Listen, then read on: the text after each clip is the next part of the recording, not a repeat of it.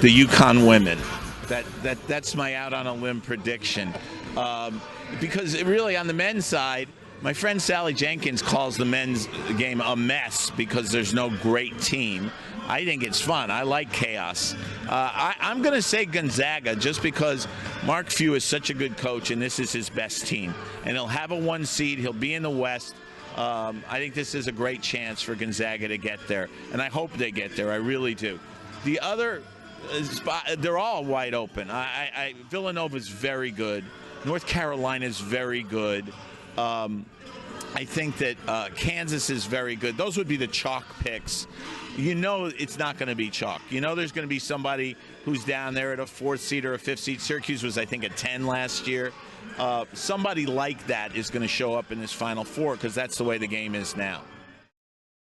And a special thank you to John Feinstein for giving us his thoughts. Welcome back into Inside Press Box. It's time now to dive into the NCAA tournament with the program director of Baltimore All-Star Basketball Camp, Steve Baker. Steve, we're glad to have you in here. Wanted to gain your insights. You don't go along with sort of a chalk Final Four, do you, this year? Yes, not like John alluded to, and of course we don't know the regions or the brackets right now, but I picked my Final Four being Villanova. Wouldn't be surprised if they get back to the Final Four. UCLA out of the West. I think you got to go with a power-tested team like an Arizona, Oregon, or UCLA. I like Alford, like his son as the senior, and of course the freshman. And then Louisville, they make it a mess, and anything can happen. And Pitino's feisty, and he's to be reckoned with. He's to be dealt with. So I see him could win a few games and get there. And my favorite, West Virginia, Huggins and his troops. They're a hard preparation. The Big 12 has been battle tested and experienced it, but the rest of the country will have to deal with that on a short preparation. I could see them winning 4 or 5 games and being in the Final Four. Steve, I want to ask you about UCLA. You mentioned the Ball kid, Lonzo Ball. Everybody likes him, and I want to bring in your experience as a coach and a camp director, etc. You know, everybody likes Lonzo Ball. His dad has said some provocative, outlandish things, LeVar Ball, which he says motivates his son to be better. I know he's older. You deal with younger kids, but in your profession, dealing with kids and their parents, how do you see that relationship between kid and parent and how the parent could affect the kid's performance? I think as long as it's positive, it comes from a positive rather than a negative. You know, the good ones respond. And the less you want to see it is the younger they are, the less you want to see it. But as a coach, I've had a guy get fouled and you tell him right away, make them both. And are you pressurizing him or are you empowering him? And the good ones respond and take it in a positive way. So, but the parent thing is... We still want to get to your camp and promote that, but I do have to ask you a question. In all the sports, it seems like I got you and your dad were basketball junkies together. You got the Odoms, Dave and Ryan here, the Thompsons and Rick Pitino and his son.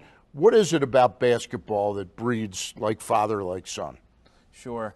Growing up as a young child, being very impressionable, you have that access, that all access to the locker room, half times, and just all the behind-the-scene looks, the Saturday morning practices, where coaches and staff and players are not holding back, and when you get to taste that and the love of the game itself, I think that's why a lot of youngsters take to playing and then becoming coaches afterwards. Steve, talking about impressionable, you as the director of the Baltimore All-Star Basketball Camp deal with young kids especially who are maybe just learning the game or starting to get even more interested in the game, but they are impressionable in what they see on TV. They see the high-flying dunks and the three-point shooting, and they don't see a lot of fundamentals all the time. Do you find it easy, difficult, or how do you find it to teach the fundamentals to those young kids? Just under a minute. Steve. Sure.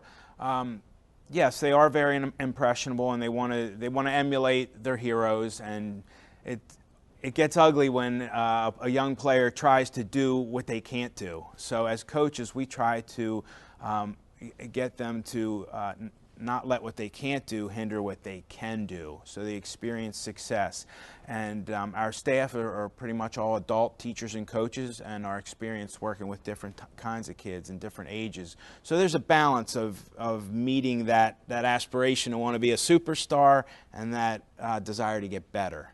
Stevie, first time it's called Baltimore All-Star Basketball Camp, correct? Yes, and we're excited about the name change. All right, I know your dad would be proud you're carrying on the legacy. Thank you for coming in. Thanks for having me, guys. Got it.